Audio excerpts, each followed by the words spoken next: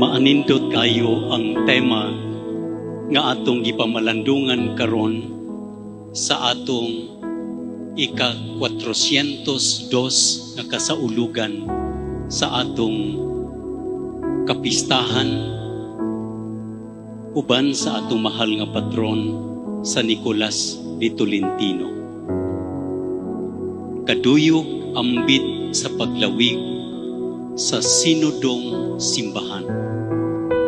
Kanunay na nato nabati ang pulong sinodo, synodal church.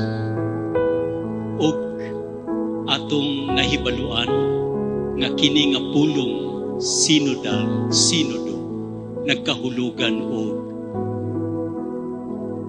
paglakaw kauban ang atong mga kaigsuunan.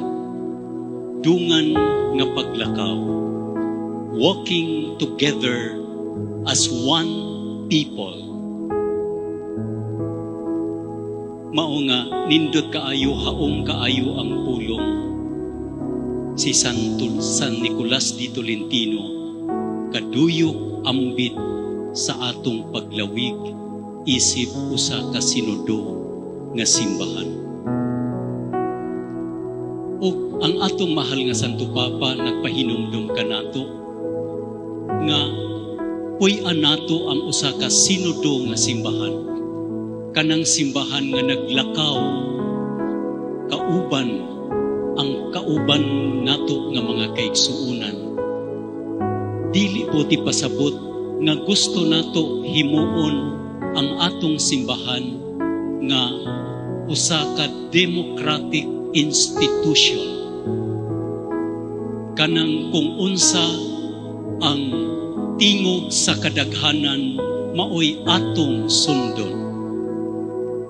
Tungod kay dili sa tanang higayon nga ang tingog sa kadaghanan maoy insakto ug matarong. Si Jesus biktima niining daghan nga tingog apan sayop ug wala makasubay sa kamatuoran. Ang singgit sa kadaghanan, ilansang siya sa krus, ilansang siya sa krus, ilansang siya, dili maoy tingog sa Ginoo. The majority does not necessarily mean the truth. Mao nga ang sinodal nga simbahan, usa ka sinodo nga simbahan, dili usa ka democratic church, kundili usa ka listening church, usa ka simbahan nga naminaw sa matag usa og iyang paminawon ang tingog dili lang sa matag usa kundili sa Ginoo nga nakigsulti kanato gikan sa atong kaigsuunan. Sa ato pa, a synodal church is not a democratic church. It is a listening church. It is a discerning church. Kanang simbahan nga makamaong maminaw sa Espiritu Santo nga nag-istorya diha sa atong mga kaigsuunan. O unsay makatabang kanato aron mahimo kitang listening and discerning church, synodal church. Ang atong ebanghelyo nagtudlo kanato kung unsay atong buhaton. Si Jesus maghimo siya og usa ka mahinungdanon nga desisyon. Magpili siya sa iyang 12 ka mga apostoles, mga tinunan, nga maoy iyang kauban, maoy iyang tudluan, bahin sa mga pagtulunan nga iyaha sa Ginoo o iyang hatagan og misyon sa pagsangyaw sa maayong balita. unsay gihimo ni Jesus sa wala pa siya mohimo niini nga desisyon sa pagpili. Giingon sa Ebanghelyo, mitunga siya sa bukid ug unya nagampo sa tibuok gabi. Tibuok gabi nagampo siya. Para kang Jesus, ang mga mahinungdanon nga desisyon kinahanglan ampuan, kinahanglan tukawan. Dili mahimo nga maghimo og mga mahinungdanon nga desisyon nga dili moagi sa pagpamalando, pagampo, pagpangutana sa Ginoo kung unsa ang mas maayo nga buhaton. Kita mga igsoon, dili nato malimot nga sa atong pagtubo in our process of growing up, we have made wrong and bad decisions. Dunay mga desisyon nga ato gyung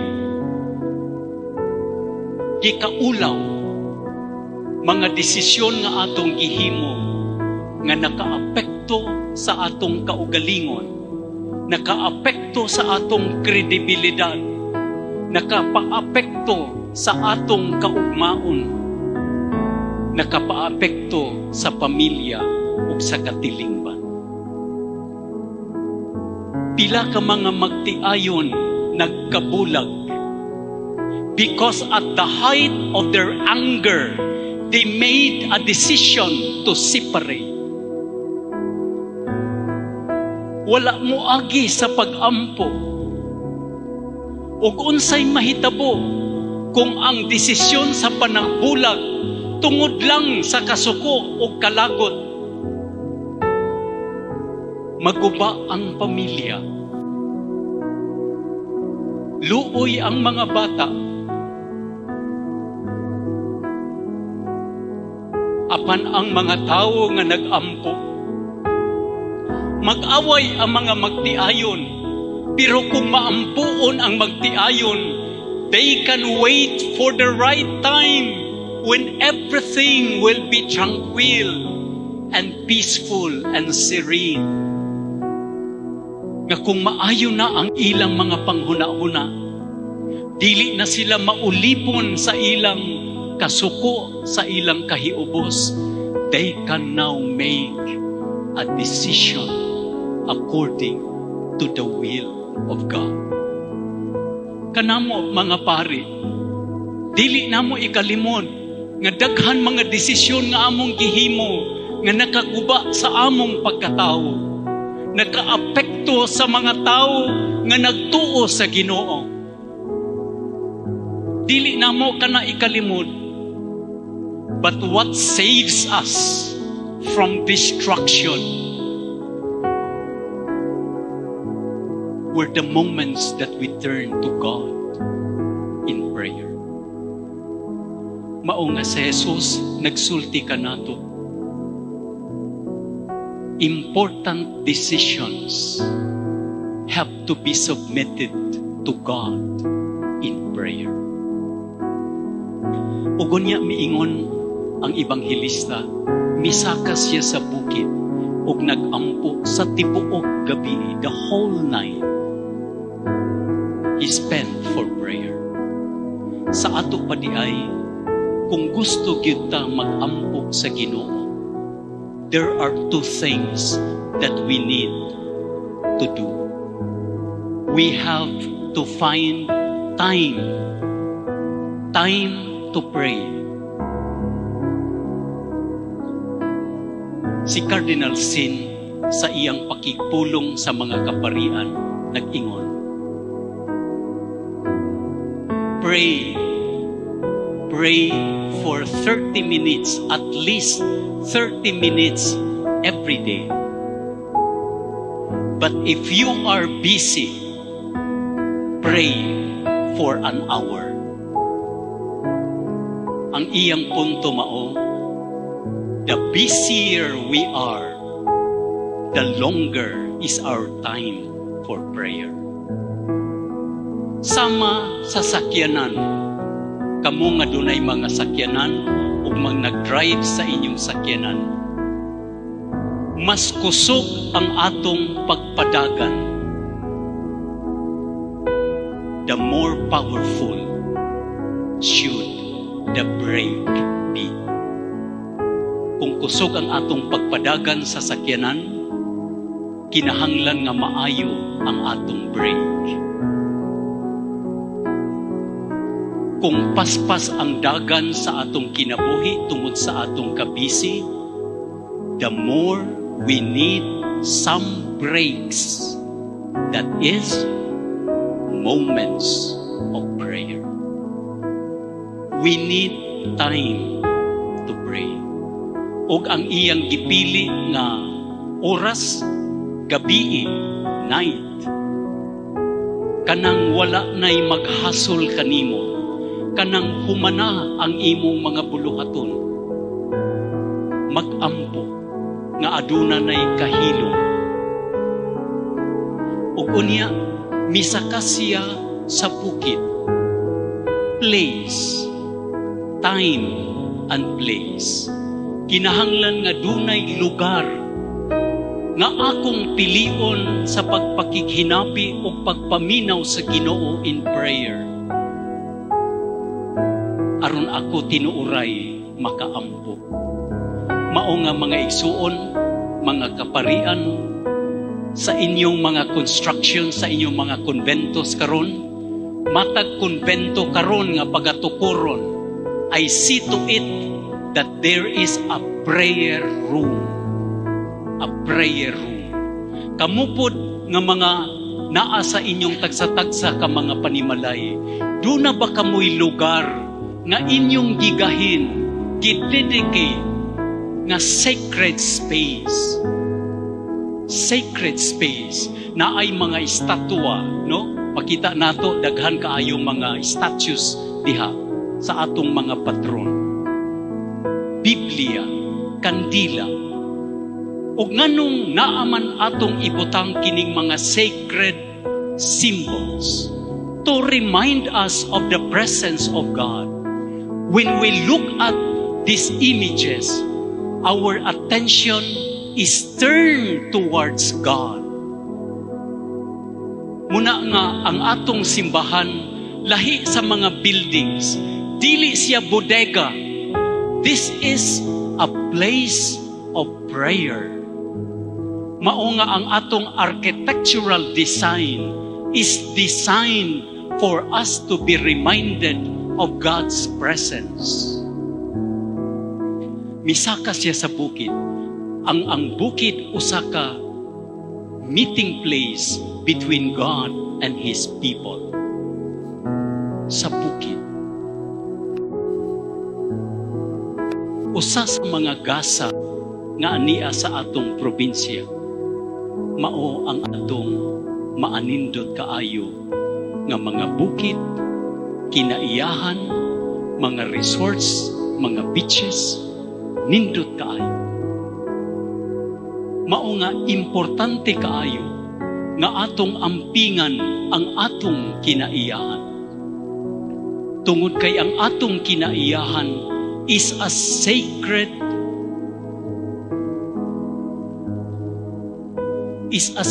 space for all of us. Kanang giingon sa Salmo, how beautiful is your dwelling place, O God. Nga dili kinahanglan nga dinihira kita sa simbahan para mabati nato ang presensya sa Ginoo. Bisan sa atong kinaiyahan, mabati nato ang presensya sa Ginoo. We can see the hand of our Creator, of our God. Mao nga nindot kaayo nga dinhi sa atong probinsya, atong gipaningkamutan, the government agencies and our diocese are committed for the preservation for the integrity of creation. And at this time, I would like to publicly recognize, affirm, and appreciate what the governor is doing. Dunay usa ka mining activity going on in Cantilan. Dunay cease and desist order, and the governor is determined to implement the cease and desist order. Mao nga salamat kaayo Gob, no? Salamat kaayo. No? Nindot kaayo ni siya nga atong collaboration with the government agencies, with the local government units, and the Diocese of Tanda. Nganong mahinungdanon kini tungod kay the environment. Creation is God's gift to us. That is the first, the primary gift of God to us. Sa wala pa niya kita buhata, iya nang gimugna ang kalibutan nga maanindot. Ug iya kining gimugna nga maanindot nga kalibutan, dili tungod kay gusto sa Dios nga atong gubaon, kundili atong ampingan, atong palambuon, aron kita dili lang maoy makapahimulos niini, kundili ang inyong mga anak, ang mga anak sa inyong mga anak, ang mga apo sa inyong mga anak. Mao nga ang pag-ampo kinahanglan og panahon, kinahanglan og dapit, diin kita makikhinapi sa Ginoo. Ang mga santos, sama kang San Nicolas de Tolentino, nahimong mga santos tungod kay kanunay sila nag-ampo. Ug unsa man ang pag-ampo? Ang pag-ampo mao ang kanunay nga paghihiusa sa Ginoo. Dili lang sa formal nga panahon sa pag-ampo, kundi sa tibuok adlaw. Mao nga ang maampuon nga tao duol sa Ginoo. Ang mga tao nga mga santos, kanunay sila, they are very attentive to the presence of God. Ug unya ang presensya sa Ginoo nga ilang kanunay na matigdan nakapausap kanila. Dili ba kung duna kitay mga istorya-istorya usa ka grupo, kung moabot gani ang laing tao, pananglitan nag-istorya ang mga grupo sa mga lalaki nga nag-inom, pipo kayo sa ngatanan, o moabot ang pare. Kalit sila mohilom. O muundang sila sa pag-inom. No? O aron ihatag nila dito sa pare. No? No? Ang akong buti pasabot that presence changes us. Naiuban mga pare sa among mga misa sa fiesta, bibo kayo sila, bibo kayo. Pag-abot na ako, mahilom lang sila kadyon, no? Mahilom sila diretso. Nya usay mangutana ko, ako ba kay ilang gihisgutan? My point is, presence changes us. Our sensitivity to the presence of God changes us. Mao nga ang mga santos, mao ang mga tao that they have a heightened sensitivity of the presence of God. For them, God is present not just inside the church, but all around and throughout the day. And because God is present throughout the day, they behave well. So dili lang ko magbinuotan kay naa si bishop, dili lang ko magbinuotan sa classroom kay naa akong teacher, dili lang ko magbinuotan tungod magtrabaho kay naa si Go, naa si mayor, no? Dili lang ko magbinuotan tungod kay naa siya. No, because God is everywhere. I live a good life. Mao nga kung gusto kita mahimong santos, let us sharpen our sensitivity with the presence of God. How? Through prayer. And how do we cultivate that kind of disposition, attunement to God? Find a place, find the right time to commune with God. Hinaot nga ang atong simbahan dinhi sa Diocese sa Tandag, mahimong usa ka maampuon nga simbahan. Kay kung maampuon kita nga simbahan, makita nato ang kaayo sa matag usa. Si Jesus nagpili sa mga apostoles nga they are unlikely candidates. Mangingisda, mga ambisyoso kaayo, naapay usa ka rebelde, naay usa ka tax collector, mga makasasala. But Jesus, using the eyes of faith, is able to see the seed of goodness in their hearts. Mao nga kita, bisan kabalo kita nga duna kita'y mga kasalanan, wala kita mawat-i o paglao. Mubalik gayud kita sa Ginoo, tungod kay ang Ginoo nakakita sa atong kasing-kasing. Nakakita siya of that seed of goodness that refuses to die because it is always cultivated and taken care of by the mercy and love of God. Hinaut-unta mga igsuon nga magpabilin kita nga bukas niining grasya, kaluoy o gugma sa Ginoo aron kita mahimong balaan sama ni San Nicolas de Tolentino. San Nicolas de Tolentino, igampo mo kami. Amen.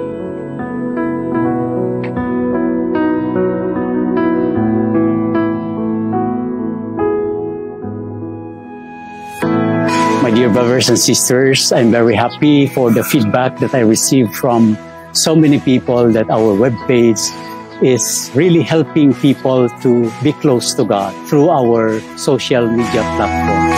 I would like to invite you to like, follow, share, and subscribe our social media accounts in Facebook, Instagram, YouTube, and TikTok, named @Tandag Diocese. Thank you very much, and God bless you.